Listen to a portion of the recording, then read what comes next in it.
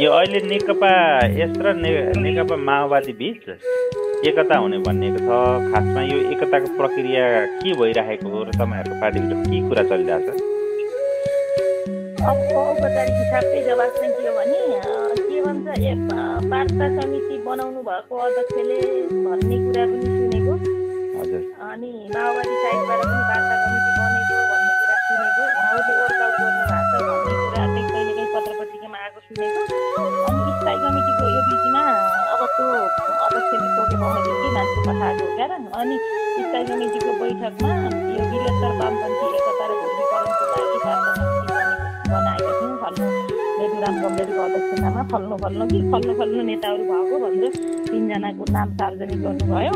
त्यसपछि एकताका आधारहरू प्रस्तुत पनि गर्नुभएको थियो र ती एकताका आधारहरूमा चाहिँ सम्भावित वामपन्थी पार्टीहरूसँगको त्यति ठुलो अन्तर्क्रिया अन्तर्घुलन अथवा इङ्गेजमेन्ट भन्छ नि पोलिटिक्समा त्यो चाहिँ नभएको, इभन नेकपा सी विप्लवसँग अथवा अरू पार्टीसँग एमालेसँग या अरू पार्टीसँग नभएको अलि अर्थपूर्ण ढङ्गले माओवादीसँग चाहिँ भएको।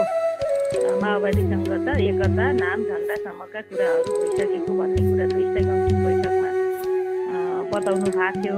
त्योभन्दा धेरै डेभलपमेन्ट त अब आज केन्द्रीय कमिटी बैठक त चाहिँ ल्याउनुहुन्छ होला, त्योभन्दा धेरै चिज चाहिँ थाहा छैन। यसमा तपाईँलाई चाहिँ यो एकता प्रक्रिया प्रति चाहिँ तपाईँको धारणा के छ? एकता त अब वामपन्थी एकता ध्रुवीकरणको पक्षमा त उभिने आएकै हो। जति बेला पार्टीहरू कमजोर हुन्छ त्यति बेला झन्डै वामपन्थी पार्टीहरूले एकताको गफ गरिरहेको इतिहास छ। तर एकता आफैमा सुन्दर र राम्रो कुरा हो। एकताको विरोधी हुनुपर्ने पनि छैन र एकता विरोधी कोही हुन पनि सक्दैन।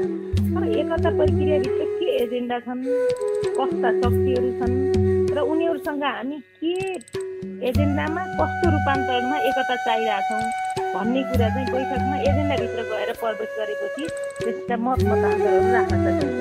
समग्रमा बाहिर ब्यानरको हिसाबले एकता भन्ने कुरा सकारात्मक कुरा हो, राम्रो कुरा हो होइन। त्यसको विरोध गर्नुपर्ने असहमति राख्नुपर्ने कुनै कारण छैन। तर एकता प्रक्रियाभित्रका इन्ट्रेस्टहरू, त्यहाँभित्रको कन्टेन्ट, विचारधाराको प्रश्न, एक हिसाबले एजेन्डाकै प्रश्न भनौँ न, त्यो के हुन्छ भन्ने कुरा चाहिँ धेरै महत्त्वपूर्ण कुरा हुन्छ। त्यसो भएर त्यो चाहिँ बैठकमा एजेन्डासहित कुराहरू स्पष्ट आयो भने बल्ल आफ्नो मत चाहिँ राख्न सकिएला। अहिलेलाई त्यो यति नै भन्न सकिन्छ कि एकता विरोधी त कोही पनि छैन, कोही हुनै सक्दैन, किनकि एकता सबैको लागि प्रिय चिज हो। तर त्यहाँभित्र चाहिँ सही विश्लेषण गरेर अवस्थाको बारेमा नेपाली समाजको, नेपाली राजनीतिको परिस्थितिको सही विश्लेषण सकिसके पछाडि अनि त्यसको इतिहासको संश्लेषण गरेर नीति कार्यक्रम विचारधाराको प्रश्नमा यसमा क्लियर गरेर अनि त्यसपछि अझ एजेन्डा हुने कार्यक्रमको हिसाबले त्यहाँ के गर्ने भन्ने आधारमा चाहिँ एकता कस्तो हुने के हुने भन्ने कुराको निर्भर गर्छ र एकताले कस्तो मेसेज दिन्छ भन्ने कुराको पनि निर्भर गर्छ। माओवादीसँग एकता गर्ने कि एमालेसँग एकता गर्ने कि भन्ने दुईटा खालको विचारधारा छ त्यहाँ भन्ने सुनिन्छ। यसमा के देखिन्छ?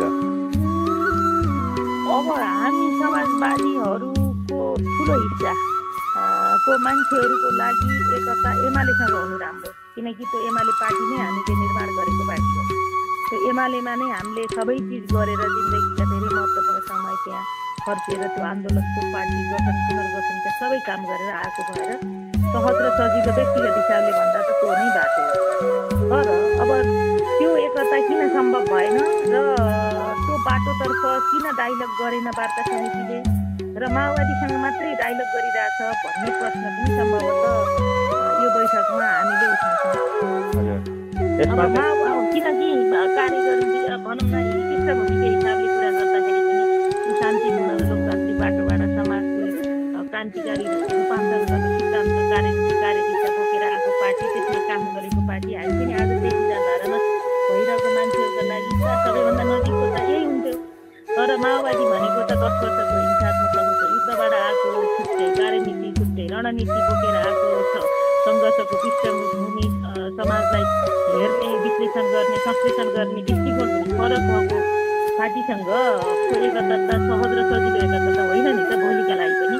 तर अहिले तपाईँले भने जस्तो त्यो एकताको संवाद चाहिँ एमालेसँग कति बढ्या छ, माओवादीसँग कति बढ्या छ, विप्लवसँग कति बढ्या छ, महेन्द्र राय यादवसँग कति बढ्या छ, अरू साना वाम घटकहरूसँग कति बढ्या छ, आहुतिसँग कति बढ्या छ, त्यो त फेरि अस्ति स्थायी कमिटीको बैठकको हिसाबमा सुरु गर्दाखेरि उहाँहरूले माओवादीसँग मात्रै अगाडि बढेको भन्ने जस्तो सबैसँग कुरा भएको, तर बढेको यतापट्टि भन्ने कुरा रिपोर्टिङ गर्नुभएको थियो।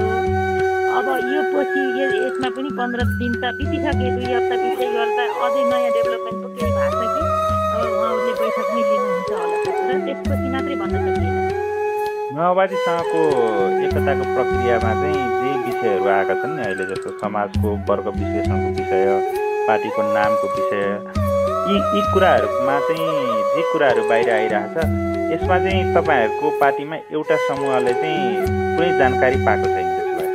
छैन। किन छैन भने अब ठिकै हो, फेरि वार्ता समिति त अध्यक्षले आफ्नो कन्फिडेन्समा बनाउनु भएको छ, त्यहाँ पदाधिकारी भनेपछि कार्यालय दिन्छ, त्यहाँ चाहिँ भए होला। अब हामीसँग थाहा पनि छैन, अनौपचारिक हिसाबले पनि थाहा पनि छैन।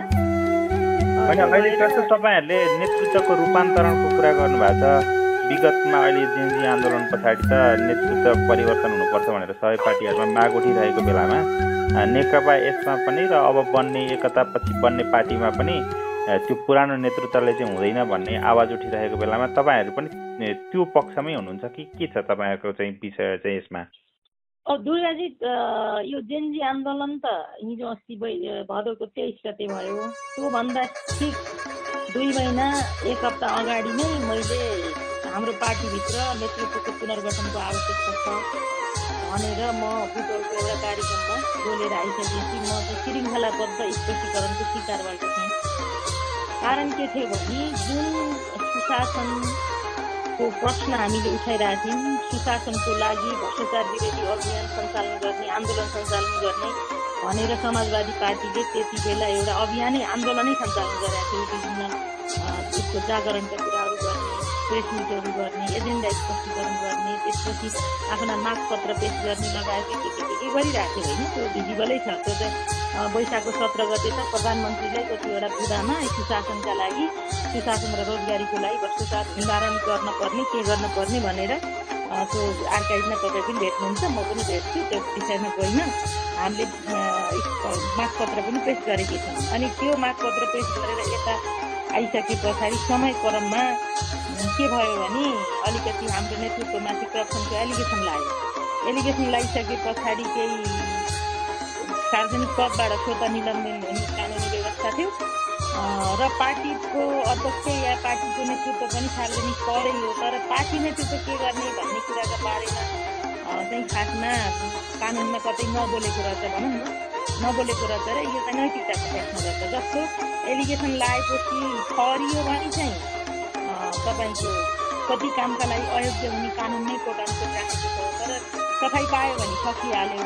तर ड्युरिङ एलिगेसनको यो समयमा के गर्ने त भन्ने कुरा चाहिँ खासै दलको हिसाबले सदस्यहरूको हकमा के हुन्छ भन्ने कुरा कतै दल सम्बन्धी कानुनमा नलेखेको अथवा भ्रष्टाचार निवारण ऐन सम्बन्धी कानुनमा केही पनि नलेखेको भन्ने कुरा पनि सुन्नमा आयो। त्यो कारणले गर्दाखेरि जब हाम्रो अध्यक्षलाई चाहिँ कुनसेक बहसमा चाहिँ प्रमेखेसियामा चाहिँ अब यो नीतिगत निर्णय थियो कि थिएन, तपाईँ प्रधानमन्त्री भएको बखत त्यो कुरा पछि ठहरे बमोजिम गरौँला। तर अहिलेको अवस्थामा चाहिँ यो भ्रष्टाचार गर्ने कसुर नगरेको भन्न सकिने आधार र प्रमाणहरू नदेखिएको कारणले तपाईँलाई पूर्वपक्ष गर्न भरो दिन छोड्छु भनेर अदालतले त्यो आदेश दियो।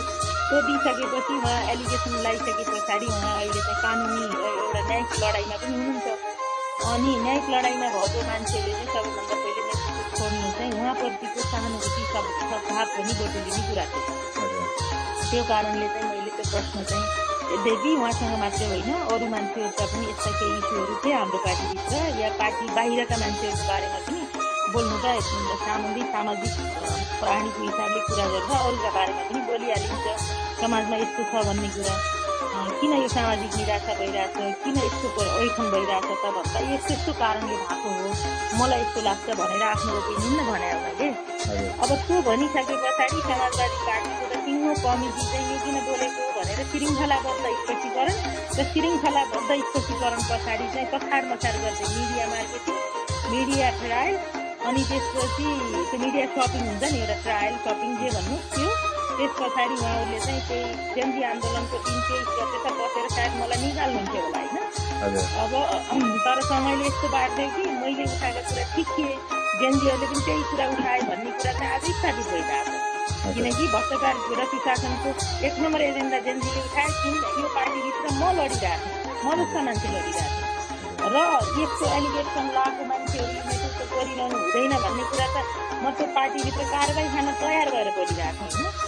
अब यो बेला यो जेन्जीले होइन त्योभन्दा अगाडि तर उहाँहरू के गर्नुभयो भने अब एकदम साथीले बोल्ने नेतृत्वको एउटा प्रिय मान्छे हुने बाहेक पर्ने कुरा गरेर आउनुभयो। इसाईको त्यति बेलाको त्यो पदाधिकारी सचिवालय एउटा कमिटी छ, इसाई कमिटीभन्दा माथिन त्यो कमिटीका मान्छे अनि अनुशासन आयोगले त भसाड भसाड गर्दै तपाईँको मेरो लागि त स्पेसिफिकमा सोध्छ 2 दिन पछाडि, स्पेसिफिकमा सोधे भन्छ 2 दिन अगाडि, त्यसोसम्म गरे यिनीहरूले त होइन। अनि यो भाव भएर अब अहिलेको पार्टी एकताको कुरा पनि उहाँले सहज ढङ्गले पार्टी पुनर्गठनको मार्ग प्रशस्त गर्ने हो भने एकताको आधारहरू अरू नयाँ बन्न सक्छ। उहाँले पुनर्गठनलाई सहज ढङ्गले नछोड्दाखेरि एकताको आधार अर्कै बन्ने भयो। यो एकताको विषयमा झलनाथ खनालले पनि एउटा डकुमेन्ट सार्वजनिक गर्नुभएको छ र यही विषयलाई लिएर तपाईँहरूको बिचमा सहमति नदेखिराख्दाखेरि चाहिँ यो विषयलाई लिएर पार्टी विभाजन हुन सक्ने सम्मको कुराहरू पनि सुनिँदै आएको छ नि त, यसमा के छ तपाईँको धारणा? अब के विभाजन के एकता र यो चाहिँ कस्तो भयो भने मैले भनिहालेँ। अब माधव कमलले पार्टी अध्यक्षताको लागि उहाँले चाहिँ अब छोडेर पार्टी पुनर्गठनको मार्ग प्रशस्त गरिदिने हो यो बैठकबाट भन्ने हामीले अघि चर्चा गरे जस्तो समाजको रूपान्तरणको लागि वामपन्थी आन्दोलनको एजेन्डाहरूलाई अझ मुखर गरेर आज पपुलिस्ट वेस्टर्न कलर रिभोल्युसनका मुद्दाहरू कसरी आएका भन्दा जब वामपन्थी आन्दोलनले ग्राउन्ड कमजोर भयो र त्यो कमजोर ग्राउन्डमा चाहिँ पपुलिजमले चाहिँ ठाउँ ल्याएको त हो नि। यदि यो कुरा त्यो त पश्चिम बङ्गालमा पनि त्यही भएको, ल्याटिन अमेरिकी देशहरूमा पनि यही भएको छ, हुने बाटो त्यही नै हो। जब वामपन्थीहरूले आफ्नो एजेन्डा खोज्छन्, कमजोर अवस्थामा हुन्छन्, रक्षात्मक अवस्थामा बन्दै जान्छन्, त्यसपछि यो हुने त्यही ठाउँमा हो। जस्तो अब एमाले शक्तिको हिसाबले ठुलो थियो तर किन यो एजेन्डा रक्षात्मक भयो भन्दा त्योतिरको त्यहाँभित्र पनि अरू खालको शक्ति सङ्घर्षहरू भए, वामपन्थ एजेन्डा र मुद्दामा चाहिँ त्यो पार्टीमा पनि अन्तर्क्रिया बहसहरू र त्यो कुराहरू बाहिर ल्याउने जनसङ्गठनहरू खास गरी कमजोर भए। जस्तो विद्यार्थीहरू, युवाहरू, महिलाहरू यी जनसङ्गठनहरू कमजोर भएकै कारणले यो भएको एउटा पार्टी मात्रै कमजोर भएको छैन, सबै पार्टी कमजोर भएको। त्यही कारणले अहिले पुस्ताले नयाँ ढङ्गको कलर रेभोल्युसनको गफ गरेको चाहिँ वेस्टर्न इन्जेक्टेड एजेन्डा र तपाईँको अभियानलाई मान्छेहरू किन सहभागी भयो भन्दा दलमा यस्ता मान्छेहरूले ठाउँ पाएनन्, आफ्ना कुराहरू राख्न पाएनन्, ती कुराहरू राखेर त्यसको समाधान खोज्ने सम्भावना देखेनन्, जसको कारणले यो परिस्थिति सिर्जना भएको भएर अब वामपन्थी आन्दोलनको पुनर्गठन रूपान्तरणको कुरा हो भने चाहिँ पुनर्गठन र रूपान्तरणको कुरा हो भने त सबभन्दा पहिले नेतृत्वले आफ्नो पार्टीबाट पुनर्गठन सुरु गर्नुपर्छ। त्यस्तो सुरु गर्यो भने सबै वामपन्थी आन्दोलनमा नेतृत्व पुनर्गठन र रूपान्तरणको अभियान सुरु भयो भने वामपन्थीहरू एक ठाउँमा उभिने, बलियो ढङ्गले उभिने सम्भावना हुन्छ। अब तर उहाँहरूले म बाहेकको पुनर्गठन हो, म बाहेकको रूपान्तरण हो भनेर नेतृत्वले जब यो कुराको दम्ब राखिरहेको छ, यी कुराहरू सम्भव हुँदैनन्। त्यसो हुँदा वामपन्थी एकता अथवा एक दिशा हुनुभन्दा एकताभन्दा अनेक साना विभाजित हुने सम्भावना चाहिँ उत्तिकै रहन्छ। किनकि यो त द्वन्द्ववादको नियमै हो। किनभने एकताको कुरा गर्दाखेरि एउटा व्यक्ति केन्द्रित राखेर गरिने एकताले पार्टीहरूलाई अनेकतामा विभाजन गर्ने सम्भावना उत्तिकै हुन्छ। हाम्रो पार्टीमा पनि त्यो सम्भावना जिउका छ।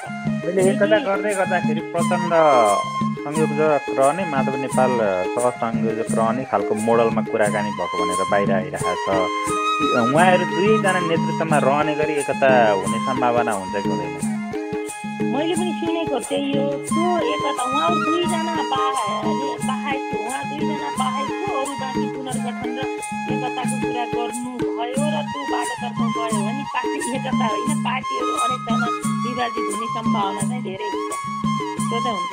मैले पनि सुनेको त्यही कुरा हो। त्यसका लागि नेतृत्वले आजै इतिहासमा यत्रो जिन्दगी सारा समर्पण गरेको सम्मानित नेतृत्व नेतृत्वले, इतिहास भएको नेतृत्वले, यति परिपक्व नेतृत्वले आफै मात्रै नेतृत्वमा घाम जुन रहँदासम्म रहने भन्ने कुरा छोडेर एउटा एडभाइजरी प्यानल, एउटा सल्लाहकार प्लेटफर्ममा बसेर पनि होइन, एउटा सल्लाहकारहरूको छुट्टै प्रेसिडियमहरू पनि बनाउन सकिन्छ, बनाएर उहाँहरूले चाहिँ वामपन्थी आन्दोलन विचार राजनीति र ध्रुवीकरणको पक्षमा काम गर्नुभयो भने वामपन्थहरू जोडीले जाने कुरा हुन सक्ला।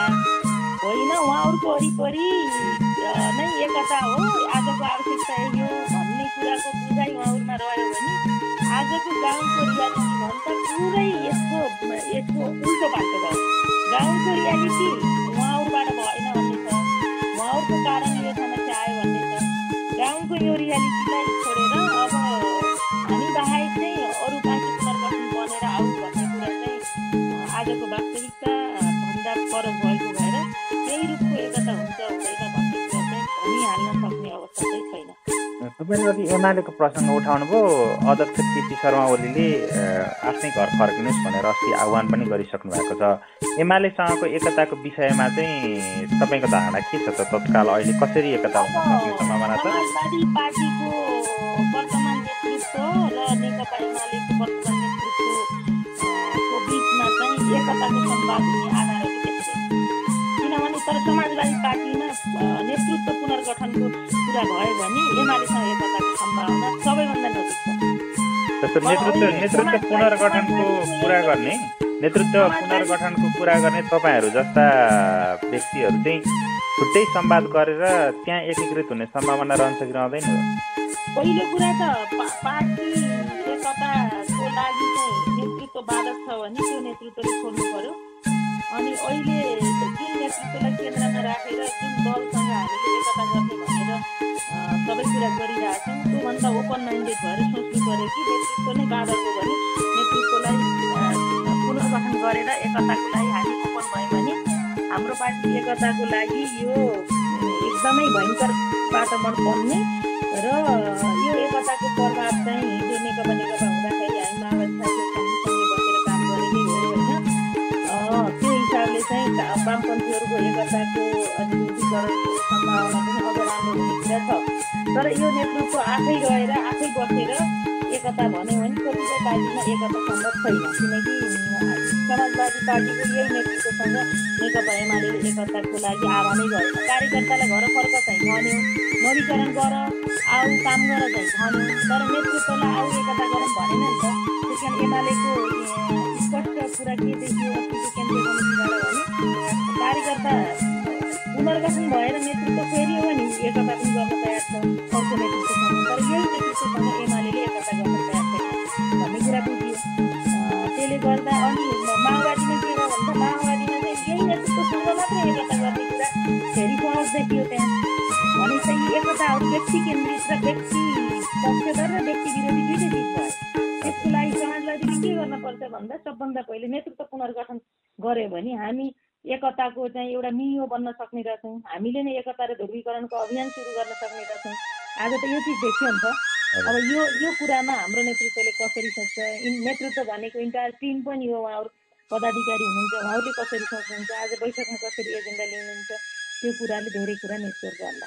अहिले झलनाथ खनाल सम्मानित नेता हुनुहुन्छ, महासचिव घनश्याम भुसाल हुनुहुन्छ, तपाईँ पनि यस्तै कुरा गरिराख्नु भएको छ। तपाईँहरू तीनजना सहित या तपाईँहरूको यो विचारसँग सहमत रहने छुट्टै समूहले छुट्टै डकुमेन्टकै रूपमा केही ल्याउँदैछ कि के छ बैठकमा? अब त्यस्तो सङ्गठित हिसाबले त केही पनि ल्याएको छैन, किनकि आफ्नो व्यक्तिगत ओपिनियनहरू व्यक्तिगत कुराहरू ल्याएको हो। अब अहिले त्यस्तो सङ्गठित ढङ्गले बैठकमा केही ल्याउने बेला पनि भएको छैन, किनकि कसरी अब पहिला आज त एकता के भएको छ, अब यो के हुन्छ कसरी जान्छ त्यसबाट हेर्ने हो। तर अब यसो नयाँ ढङ्गले जान पर्ने परिस्थिति सिर्जना भयो भने त गर्नुपर्ने नै हुन्छ।